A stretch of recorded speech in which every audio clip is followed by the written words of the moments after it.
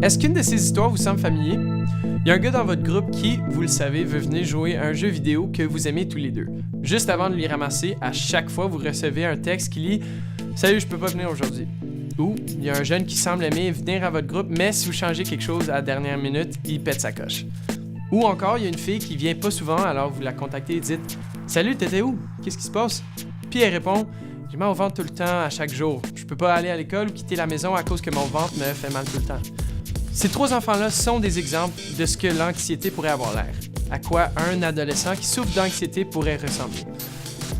L'anxiété est le problème de santé mentale le plus fréquent auprès des jeunes adultes. On ne sait pas pourquoi, on ne sait pas ce qui a changé, mais on sait que c'est une réalité dans la vie de beaucoup de jeunes. Et nous savons que ce problème laisse ceux-ci vulnérables, seuls et effrayés. Des études récentes montrent qu'environ 20% des adolescents disent qu'ils ont été tellement stressés au cours du dernier mois qu'ils disent avoir dû compromettre leur vie régulière. Un jeune sur 5 est dit tellement stressé que l'anxiété interrompt régulièrement et ne lui laisse pas juste vivre sa vie. C'est dans ce cas-ci que le stress normal, le genre que tout le monde ressent à un moment donné, devient un problème de santé mentale. En tant que travailleur jeunesse, on doit savoir comment faire face à cela. Comment se tenir auprès des jeunes qui se sentent comme ils font face tout seuls. On doit commencer à comprendre l'anxiété afin de venir aux côtés des adolescents qui parcourent ce chemin difficile de la même manière que l'Esprit Saint continue de nous accompagner dans nos difficultés. Donc, ça commence avec la compréhension. Il y a beaucoup de sites web comme kidshelpphone.ca qui donnent une très bonne description de l'anxiété et que vous pouvez regarder pour vous-même ou avec le jeune ce dont vous vous inquiétez. Mais l'une des meilleures sources d'informations serait l'adolescent lui-même. Demandez-lui comment il se sent dans ses souliers. Quelles pensées se passent dans sa tête? Quelles peurs reviennent encore et encore? Il vous aidera à comprendre l'anxiété et en retour, vous allez commencer à lui comprendre. Et fur et à mesure, son comportement commencera à faire beaucoup plus de sens. Pendant que vous cherchez à les comprendre, il y a quelques pensées à retenir lorsque vous marchez avec un jeune anxieux. La première chose est de ne pas essayer de leur en dissuader. Parfois, je pense qu'on oublie que l'anxiété ne fonctionne pas sur la logique, elle est basée sur l'émotion.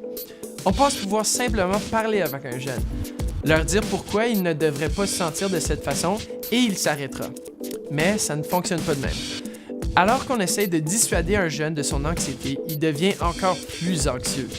En fait, il commence à se sentir plus impuissant et il se sent souvent tout simplement ridicule de se sentir de cette manière. N'essayez pas de débarrasser un jeune de son anxiété. Au lieu de cela, essayez l'empathie. Essayez de marcher dans leurs souliers et de voir le monde comment ils le voient. Deuxièmement, aidez-les à mieux connaître leur anxiété. Les jeunes se sentent beaucoup moins impuissants quand ils commencent à comprendre certains des déclencheurs de l'anxiété qu'ils ont. Ils commencent à comprendre comment l'anxiété se manifeste dans leur corps à mesure qu'ils grandissent, comment ils s'expriment en eux, car si les jeunes connaissent leur anxiété, ils n'y craignent pas. En réalité, pour la plupart des jeunes, l'une des parties les plus prévisibles de l'anxiété serait quand ils commencent à s'inquiéter à propos d'être inquiets. Ils commencent à sentir que l'anxiété augmente à l'intérieur d'eux et ils disent « Ah non, je vais me sentir anxieux, je vais me tromper, l'anxiété va venir et j'y peux rien ». C'est le sentiment d'impuissance qui vient avec l'anxiété et si on peut aider les jeunes à commencer à le comprendre pour eux-mêmes, si on peut leur donner de l'information à ce sujet, si on peut les aider à réaliser qu'ils ne sont pas seuls, une partie de cette peur de l'inconnu perd son pouvoir. Une troisième idée serait de lutter contre l'envie de sauver. Je suppose que vous êtes quelqu'un qui a beaucoup de compassion. C'est pourquoi vous êtes un travailleur jeunesse et vous voulez éviter toute souffrance pour les jeunes si vous y pouvez. Ils se sentent anxieux et vous voulez tout réparer pour eux, mais en réalité, quand on répare pour eux, on n'aide pas autant qu'on le pense. On les rend encore plus impuissants, encore plus comme victimes parce qu'ils pensent qu'ils ne sont pas assez bons pour réparer eux-mêmes. Quelqu'un doit venir les sauver.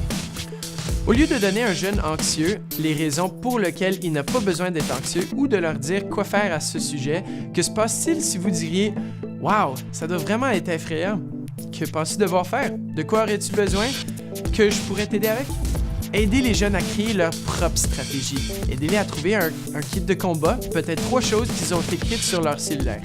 3 choses qu'ils savent qu'ils peuvent faire pour se battre lorsque l'anxiété commence à réapparaître.